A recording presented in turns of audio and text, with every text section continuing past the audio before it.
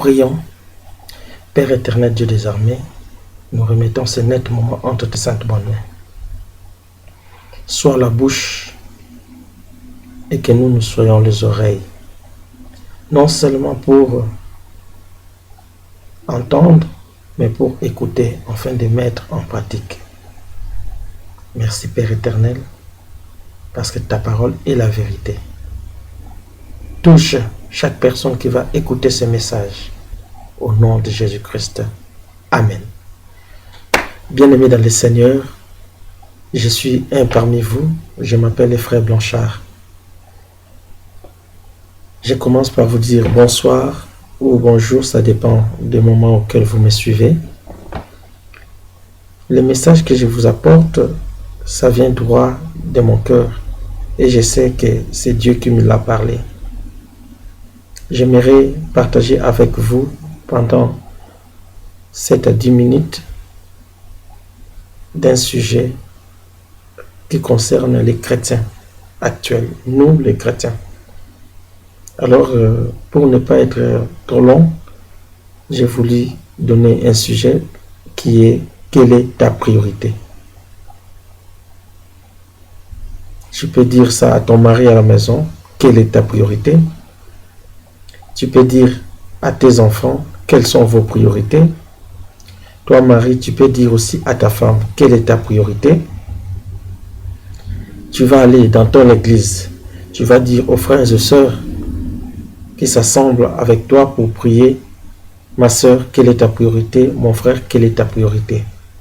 Cette question, peut-être ce sera difficile pour certains et compliqué pour les autres, car nous allons constater que beaucoup de personnes vont répondre la priorité de ce qu'ils ont à faire la journée, des biens matériels, alors que je sais déjà que la Bible me dit, les royaumes des cieux, ce n'est ni les manger, ni les boire.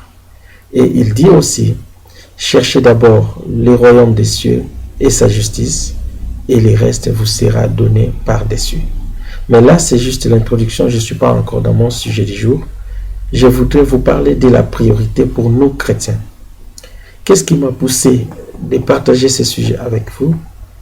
Je me suis rendu compte que nous, chrétiens actuels, nous sommes juste des chrétiens de nom. Nous ne sommes pas des chrétiens qui ont reçu le Saint-Esprit.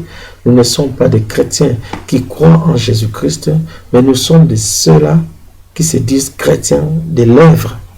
Nous sommes de ceux-là qui se disent chrétiens parce que nous portons chaque dimanche des costumes cravates. Nous nous disons chrétiens parce que nous avons des belles pièces à la maison que nous pouvons porter, et des apparences, et nous nous disons chrétiens parce que chaque dimanche, au moins, nous avons cette habitude-là de se lever, d'aller à l'église, chanter, battre les mains, chanter des cantiques, et cela ne nous fait pas des chrétiens. Mais laisse-moi te dire ce soir qu'un chrétien est celui qui marche selon la volonté de Dieu. Un chrétien est celui qui marche selon la volonté de Christ. Mais nous constatons qu'il y a parmi nous des chrétiens malades qui ne comprennent pas leurs priorités. Je commencerai aussi par vous poser une simple question. Vous qui êtes malade, que faites-vous en ce moment? Réfléchissons. Vous qui êtes malade, que faites-vous en ce moment? N'est-ce pas, vous courez pour aller chercher des médicaments à la pharmacie pour que votre maladie soit partie? C'est la première des choses que vous faites. Sans plus tarder, je vais lire un passage dans le livre de Matthieu 8, à partir du 14e verset jusqu'au 16e verset. Je lis au nom de Jésus. Jésus se rendit ensuite chez Pierre, dont il vit la belle-mère couchée. Elle avait la fièvre. Il lui toucha la main et la fièvre la quitta. Elle se leva et se mit à les servir. Là, nous voyons déjà que Jésus, après avoir fait son travail, il s'est rendu à la maison de Pierre parce qu'il y avait un cas de maladie là-bas qui était sa belle-mère. Alors la belle-mère ne pouvait pas servir Christ tant qu'elle était encore malade ou tant qu'elle avait encore la fièvre. C'est les Écritures qui le disent. Ce n'est pas moi qui le dis. C'est les Écritures qui disent que la belle-mère avait la fièvre et quand Christ est venu, il les toucha par la main et la belle-mère fit guérir. Est-ce que ça s'est limité là? Seulement que Jésus est seulement capable de guérir des fièvres? Non. Pour aller plus loin, au verset 16, on nous dit, les soirs venus, on lui amena beaucoup de démoniaques. Il chassa les esprits par sa parole et guérit tous les malades. Ainsi s'accomplit ce qui avait été dit par l'entremise du prophète Ésaïe. Donc, ces choses que Jésus était en train de faire, ça a été dit par les prophètes Ésaïe. Le prophète Ésaïe, quand il était vivant, Jésus-Christ n'était pas encore né. D'ailleurs, c'est lui qui a annoncé qu'il y aura un enfant qui sera né et on l'appellera Emmanuel, qui veut dire Dieu parmi nous. Mais actuellement, dans ces passages, nous voulons développer ce qu'est les vrais chrétiens. Nous, chrétiens actuels, nous nous précipitons pour servir. Nous nous précipitons pour changer de département. Je suis dans le département d'intercession, je suis dans le département d'adoration, je suis dans le département des louanges, je vais chaque dimanche à l'église, je m'occupe de l'écodime. Alors nous oublions une chose, que nous sommes encore malades, ou nous sommes encore atteints de fièvre. Tant que notre fièvre n'est pas encore partie, nous ne pouvons pas servir Dieu. Tout ce que nous ferons, ce ne sera que de l'hypocrisie. Bien-aimé, tu es là en train de me suivre. Tu as la fièvre. Rien ne va. La fièvre, si tu regardes bien médicalement parlant, ce n'est pas une maladie, c'est le symptôme d'une maladie. Si on regarde bien les Écritures, c'est-à-dire ta manière de vivre détecte déjà il y a quelque chose qui ne va pas. Tu vis dans la médisance, tu vis dans le péché, tu vis dans les péchés, tu vis dans l'adultère. Tu ne crains même pas Dieu.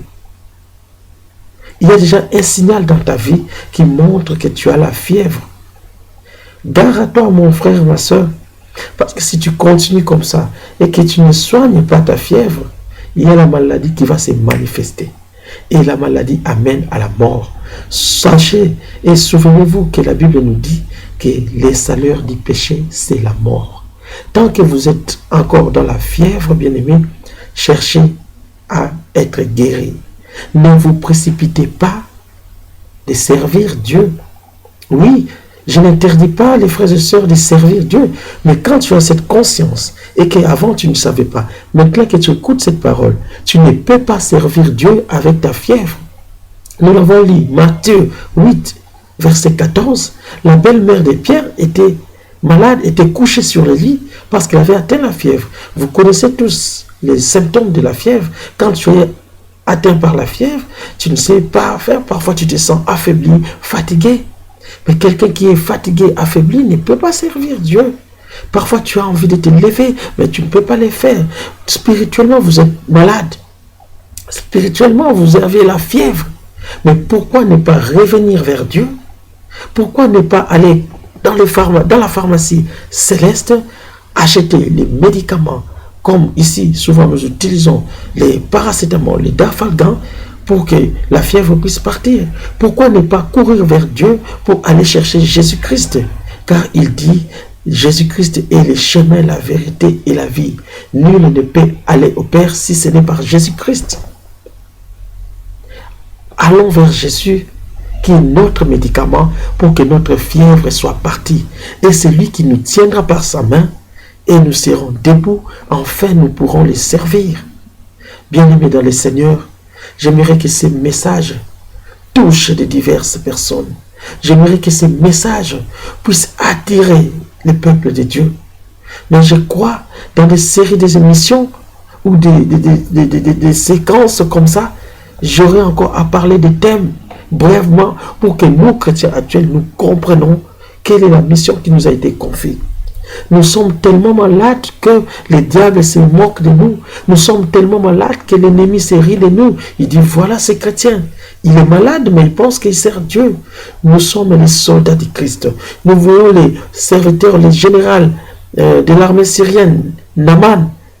Il était aussi malade, mais il ne pouvait pas rester demeuré dans l'armée avec sa maladie. C'est pourquoi les rois l'avaient envoyé d'aller voir les prophètes, pour que les prophètes puissent les guérir et pour qu'ils puissent encore rejoindre l'armée. Mais aujourd'hui, nous nous disons soldats du Christ, mais malades. Nous nous disons soldats du Christ, mais vivant dans le péché. Nous nous disons soldats du Christ, mais nous sommes dans le mensonge, dans la jalousie, dans la haine du péché, dans la haine de nos frères et sœurs. Nous ne savons pas pardonner. Nous avons un cœur lourd, nous avons un cœur dur, mais nous nous disons enfants de Dieu. Bien-aimés, nous devons revenir à Dieu. Nous devons revenir à notre Dieu. Jésus-Christ nous aime. Nous devons soigner notre fièvre. Tant que nous savons encore nous lever, prendre les médicaments pour que notre fièvre disparaisse, acceptons Jésus-Christ et il fera partir notre fièvre. En ce moment-là, nous resterons attachés à sa parole. Lorsque cette parole vous touche, si tu ne connais pas ou tu n'as pas encore reçu Jésus-Christ comme Seigneur et Sauveur, reviens à Jésus. Reviens à Jésus, reviens à Jésus, reviens à Jésus. Et l'apôtre Paul le dit, ce qui était pour moi comme un gain, aujourd'hui je le regarde comme la boue. Cela veut dire, si tu prenais plaisir dans l'alcool, si tu prenais plaisir dans l'impudicité, si tu prenais plaisir dans des boîtes de nuit, aujourd'hui cette parole t'est révélée. Venez à Jésus, venez à Jésus, pour que ta fièvre, ta maladie disparaisse. Tout ce que tu trouvais comme un gain doit être une perte aujourd'hui. Combien sont passés par ce chemin-là et se sont retrouvés à la morgue après? Dieu a encore des projets sur toi. Il veut que tu te répandes, que tu tournes tes regards vers le mal et que tu reviens à lui pour que ta vie soit changée. Bien-aimés dans le Seigneur, Jésus-Christ vous aime. Soyez en paix et soyez bénis au nom puissant de notre Seigneur. Amen.